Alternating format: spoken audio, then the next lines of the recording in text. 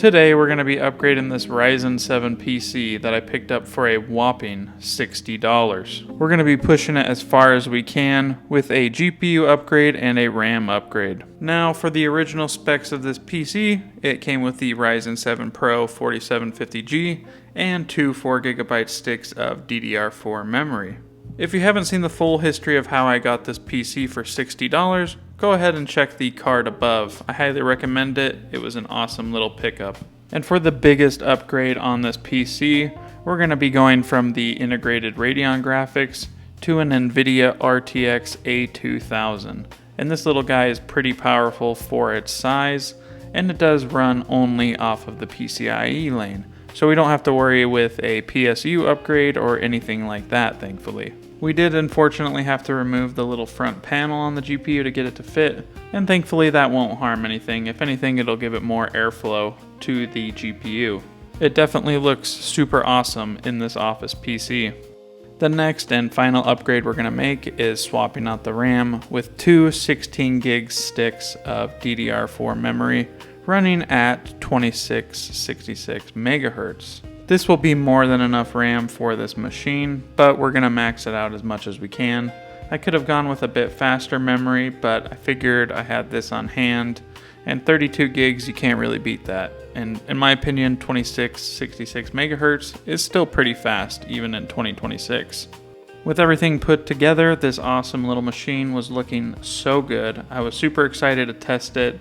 And honestly, I was going to throw the case on and just see how much of a thermal throttle it was. And as you'll see throughout the video, the temps were super good and the performance was even better for this little machine. Now, if you're wanting to be more budget friendly, I'd definitely go with a much cheaper GPU. This GPU is super expensive for what it is, so do keep that in mind. I really love the look of these ThinkCenter Lenovo PCs, and if you can't tell already, I am a huge Lenovo fanboy. And I have like 5 different ThinkPads and ThinkCenter mini PCs. The build quality on Lenovo's have always been perfect to me. There were a few things you can always change, but for the most part, they're definitely the best manufacturer. Let me know down in the comments if you had to pick any brand, which one you'd go with, Acer, HP, Dell, any of those kind of ones. So we were able to power on this machine and it boot up perfectly. Straight on into Windows 11. Let me know if you guys want to see more Linux content. I'm not too sure what you guys would prefer, but I know a lot of people use Windows and it's honestly an easier installation for most of you out there. Now getting into the actual specs of the machine, again we're using the RTX A2000 12GB model, which has GDDR6 memory. Comes with 3,328 CUDA cores, 26 ray tracing cores, and 104 tensor cores.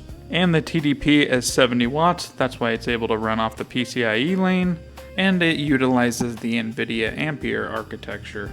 Now for the CPU, we have the Ryzen 7 Pro 4750G, which is on the Zen 2 architecture, and has 8 cores, 16 threads, a base clock of 3.6 GHz, and boosts all the way up to 4.4 GHz. It has a TDP of 65 watts, and it comes with integrated graphics, specifically the Radeon Vega 8 graphics.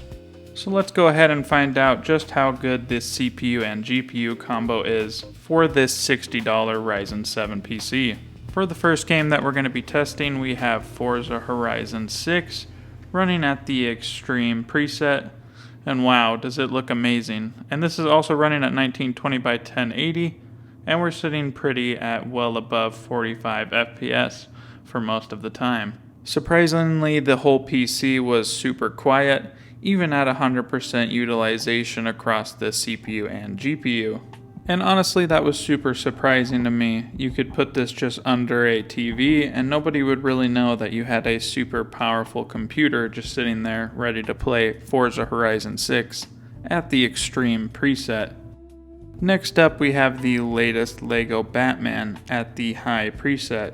And this game just looks absolutely amazing.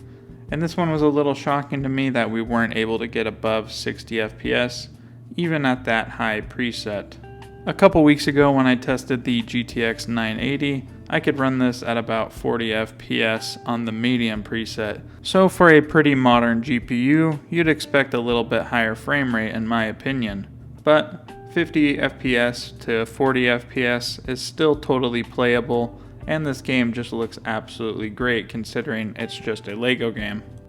Next up, we've got Cyberpunk 2077 at the Ray Tracing Low preset, running at 1920 by 1080. And in the end, we ended up with a 40 FPS average. If I were to play Cyberpunk on this graphics card, I'd definitely either lower the settings down to high or ultra without ray tracing, or use some of the DLSS upscaling that comes with the NVIDIA graphics cards. Next up, we have our graders running at the Epic preset, and this is a super well optimized game, utilizing both the CPU and GPU most of the time. And within my testing, we were able to see from 35 FPS all the way up to 50 FPS. So definitely fluctuates, but never went down below 30.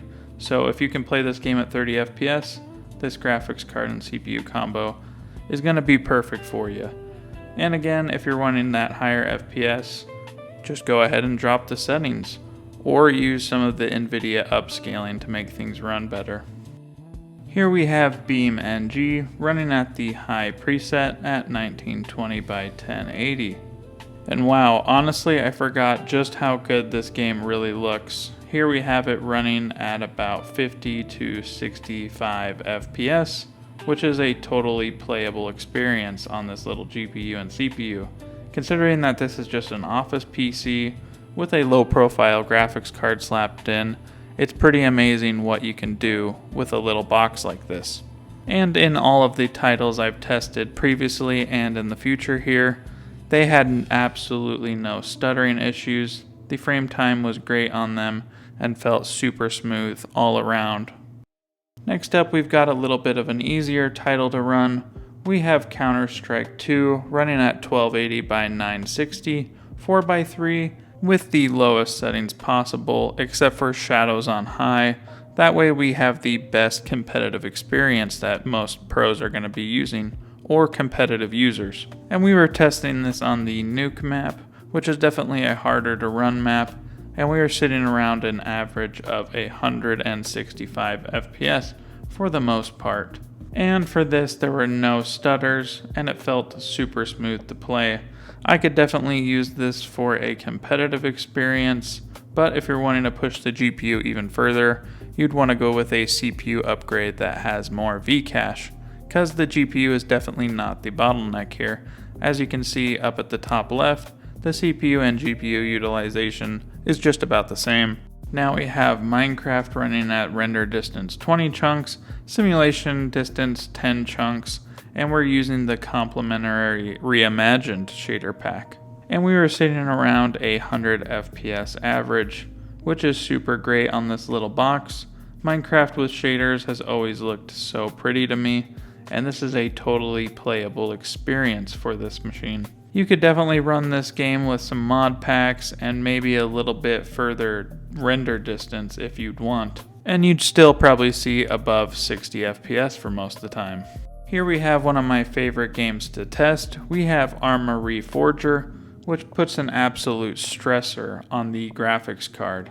And we are running this at the high preset, and wow, does it look super good on this little machine. And it ran super great with very minimal stuttering. Now this applies with every Arma Reforger playthrough, even if you have an RTX 5090 and the best top of the line CPU, you're still going to get some stutters even in this game. This is one of the few FPS games that I can play at above 30 FPS, and it still feels pretty good. But just like all the other titles, you want more frames, just lower the settings and use DLSS. Last but not least, we have Mount & Blade Bannerlord 2, running at the very high preset at 1920 by 1080. This is a much harder game to run just for the CPU compared to other titles that we've been testing. Besides maybe Minecraft and Arc Raiders, this uses a lot of the CPU.